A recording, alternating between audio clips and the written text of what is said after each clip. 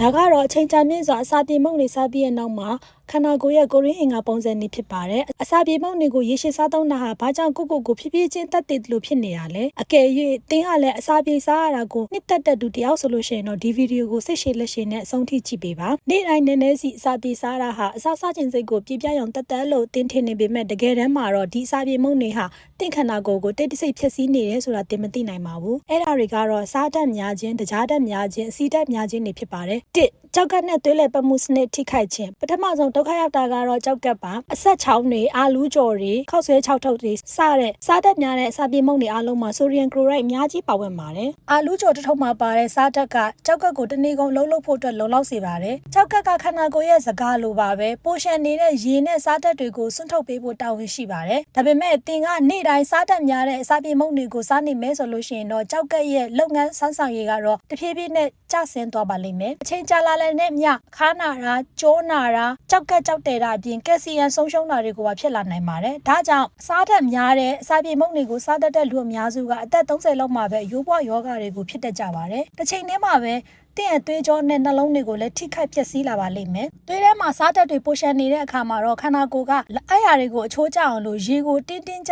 ပ်ဆုပ်ယူရတဲ့အတွက်သွေးပမာဏဟာလည်းရုတ်တရက်တိုးလာပြီးသွေးပေါင်ချိန်ကိုဓာတ်ရိုက်မြင့်တက်စေပါတယ်။သွေးကြောတွေဟာလေထိုးခံထားရတဲ့ဘူပေါင်းတွေလိုပဲရေရှည်တင်းမာနေတဲ့အတွက်ကြောင့်မို့လို့သွေးကြောမာကြောတာဒါမှမဟုတ်ပေါက်ပြဲတာတွေဖြစ်လာနိုင်ပါတယ်။ဆေးရုံတွေမှာသွေးတိုးရောဂါဖြစ်နေတဲ့အသက်30ဝန်းကျင်လူငယ်အများစုကတော့အစာပြေမုန့်တွေအလွန်ကျွံစားသုံးသူတွေဖြစ်နေကြပါတယ်။ဒါအပြင်စားတတ်လွန်ကျွံဖြစ်တာကအစာအိမ်အမေးပေါက်ကိုလည်းလှုပ်ဆော်ပေးပြီးအဆက်နဲ့ဓာတ်ရုပ်ပစ္စည်းတွေကြောင့်ရောင်ရဲမှုတွေကိုလည်းဖြစ်စေနိုင်ပါတယ်။ရေရှည်မှာအပျော်စားဆိုလို့ရှိရင်တော့နာတာရှည်အစာအိမ်ရောင်နာဖြစ်ပြီးတော့အပြင်းစားဆိုလို့ရှိရင်တော့အစာရဲ့အနာတွေဖြစ်လာတဲ့အထိဖြစ်နိုင်ပါတယ်။ကမ္ဘာကင်ဆာသုတေသနအဖွဲ့ကထပ်ဆင့်စီမံထားတဲ့အသားနဲ့အစာပြေမုန့်တွေကိုအဆင့်1ကင်ဆာဖြစ်စေတဲ့အရာအဖြစ်သတ်မှတ်ထားတယ်ဆိုတာကိုလူအများစုကမသိကြပါဘူး။နှစ်အချိုဓာတ်နဲ့အဆီဓာတ်ကြောင့်ဖြစ်တဲ့ဘေးထွက်ဆိုးကျိုးများနောက်တစ်ခုကတော့တကြားဓာတ်များတဲ့အစာပြေမုန့်တွေပါ။ကိတ်မုန့် bubble tea လက်ဖက်ရည်အချိုရည်တွေထဲမှာပါတဲ့တကြားဓာတ်တွေကဘလောက်ကြောက်စရာကောင်းလဲဆိုတာကိုသင်သိပါသလား။လက်ဖက်ရည်တစ်ခွက်တောက်လိုက်တာနဲ့သွေးတွင်းတကြားဓာတ်ကရိုလာကိုစတာစီးသလိုမျိုးရုတ်တရက်မြင့်တက်လာပါတယ်။ပန်ခရီယက်ကသူ့အသက်ကိုကယ်တင်မှုအတွက်အင်ဆူလင်ဓာတ်ကိုအလွန်အမင်းထုတ်လွှတ်ပေးရတဲ့အတွက်နောက်ဆုံးမှာတော့လုံးဝမောပန်းနွမ်းနယ်သွားပါတယ်။ဒါဟာအမျိုးအစားနှစ်အပြုတ်အစား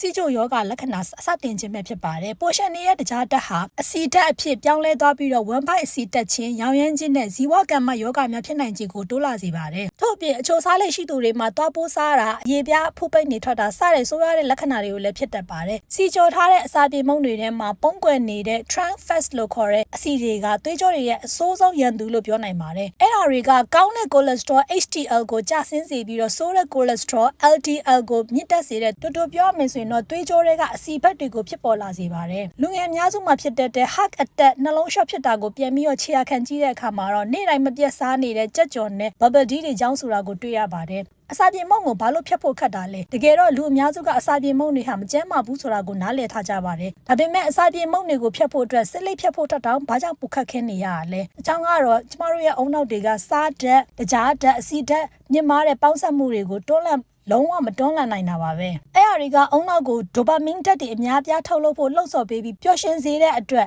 ခန္ဓာကိုယ်ရဲ့ကုညီတောင်းခံတဲ့အချက်ပြချက်တွေကိုလိတ်လူရှုပြီးတော့အဲ့ဒီပျော်ရွှင်မှုတွေကိုပဲထပ်ခါရှာပေးဖို့အတွက်တွန်းအားပေးနေတယ်လို့ပါပဲဒါကဆက်လက်ဆွဲတာအရက်ဆွဲတာနဲ့တူပါပဲဒါကြောင့်လူတိုင်းကိုချက်ချင်းအစာပြေမုန့်တွေကိုဖြတ်ခိုင်းမယ်ဆိုရင်တော့လက်တွေ့မကျပါဘူးစင်လုံးဆောင်ရပါမယ်အစာပြေမုန့်ကိုယ်တိုင်ကစိုးရတာမဟုတ်ပါဘူးအဓိကကတော့သိပ္ပံနေကြရွေးချယ်မှုနဲ့စနစ်တကျထိန်းချုပ်မှုပဲဖြစ်ပါတယ်ဥပမာနေ့တိုင်းနည်းနည်းလျှော့စားရကနေစပြီးတော့တကြားစီစားများတာတွေကိုရှောင်ပါမနေနိုင်တဲ့အခါမှာတော့တဘာဝအတိုင်းဖြစ်တဲ့ဒါမှမဟုတ်စီမံပြုလုပ်မှုနည်းတဲ့အစားအစာတွေကိုအစားထိုးစားသုံးပါတလားလောက်စားတိုက်လုပ်ကြည့်လိုက်ပါအရင်လောက်စားကျင်စိတ်မရှိတော့ဘူးဆိုတာကိုတွေ့ရပါလိမ့်မယ်စာပြေမုန့်တွေကိုယူစားတော့မယ်ဆိုရင်တော့ဒီစကားတွေကိုပြန်ပြီးတော့တတိယလိုက်ပါစစ်မှန်တဲ့လွတ်လပ်မှုဆိုတာစီးမရှိပျော်ရွှင်မှုမဟုတ်ဘဲနဲ့ကောင်းမွန်တဲ့ကျန်းမာရေးကိုထိန်းချုပ်နိုင်တဲ့စွမ်းရည်ပဲဖြစ်ပါတယ်